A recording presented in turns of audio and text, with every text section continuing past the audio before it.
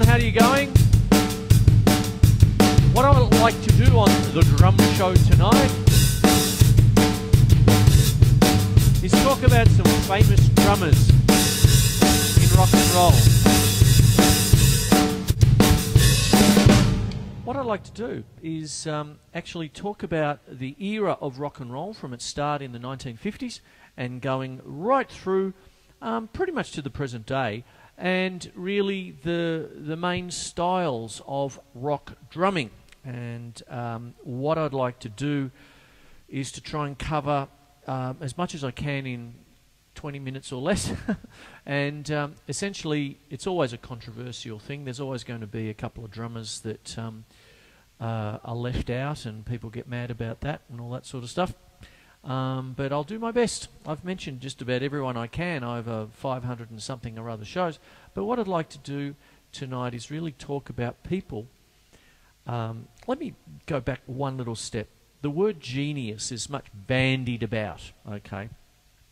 A definition that I liked, that I read a long time ago, is within music, the definition of genius could be termed as someone who changes the sound of the instrument that they're playing.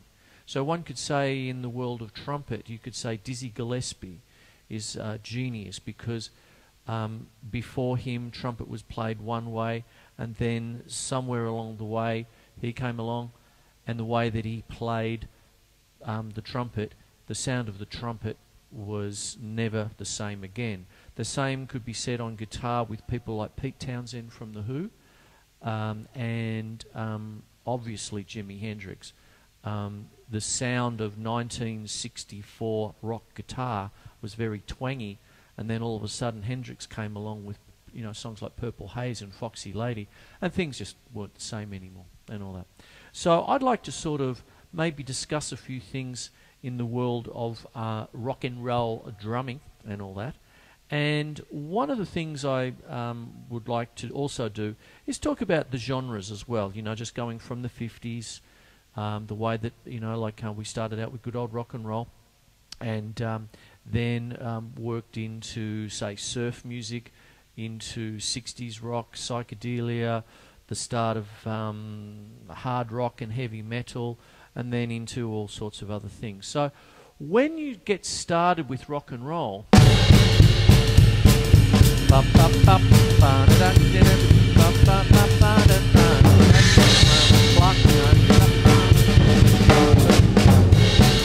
what you're really doing there is a jazz rhythm, okay? Except it's got a heavy backbeat on 2 and 4. 1, 2, 3, 4, 1, 2, 3.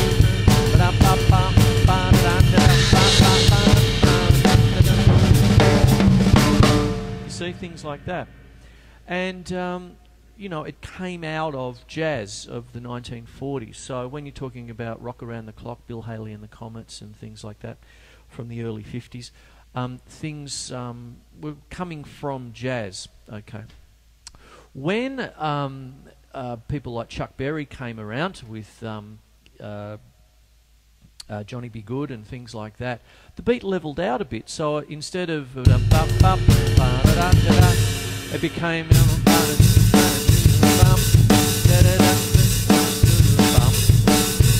and one of the great drummers in early 50s rock was a chap by the name of Earl Palmer. He's not a well-known name in pop world. Everyone knows about Elvis, and everyone knows about Bo Diddley and all that, who I'm getting to in just a second. But Earl Palmer was one of those session greats. You know, he was on so many different session things of the 50s into the 60s and stuff. And then, of course, with Earl Palmer, you also had guys by the name of Bernard Purdie and people like that. Now, I mentioned Bo Diddley before. What happened, first of all, was the typical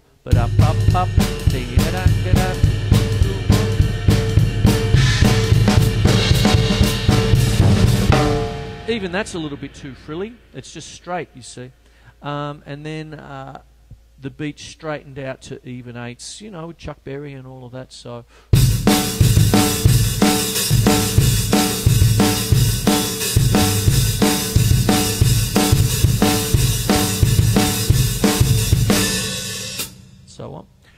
Bo Diddley was famous for taking the 3/2 clave, which is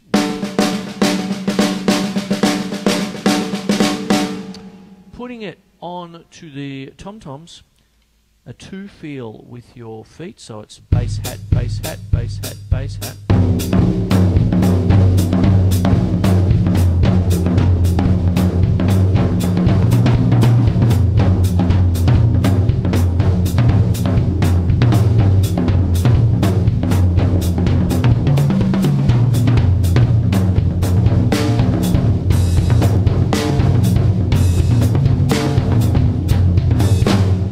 That turned what I did towards the end there by putting the snare drum on the last beat there was turned it into a New Orleans second line rhythm, okay, that had been being used quite a lot in jazz. You get that kind of real swampy sound like.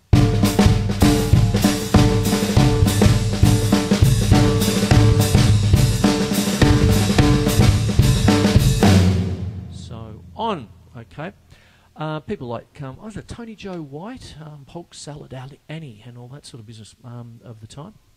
And Bo Diddley was famous for originating rock and roll. He was already around doing things in places like Chicago and stuff in the very early 50s, even before Bill Haley and the Comets, you know, that kind of thing. So a lot of people giving him the tag of the originator of rock and roll, which sounds fine to me. That little rhythm there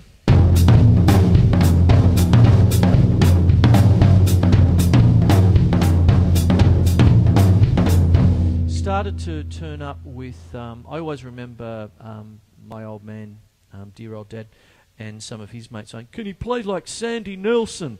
Let there be drums," and all that sort of stuff. And that was very big with Sandy Nelson, okay? He was another fairly famous drummer.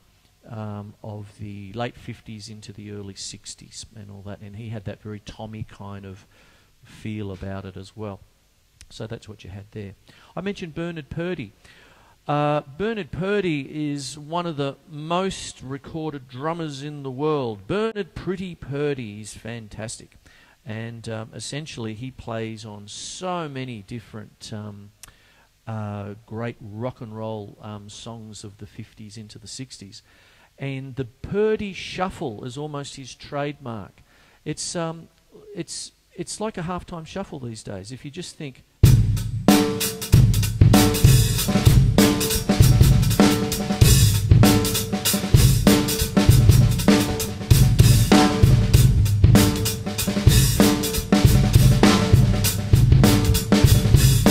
Being fairly loose with it.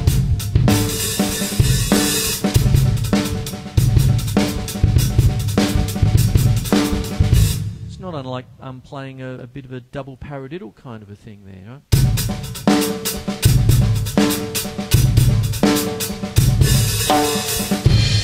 So on. So there's something there. This first segment of the show, I'm talking about 50s rock and roll to a certain degree into the early 60s. So I hope you got something out of that. Back after the break, we'll get into the 60s. Okay, talk soon.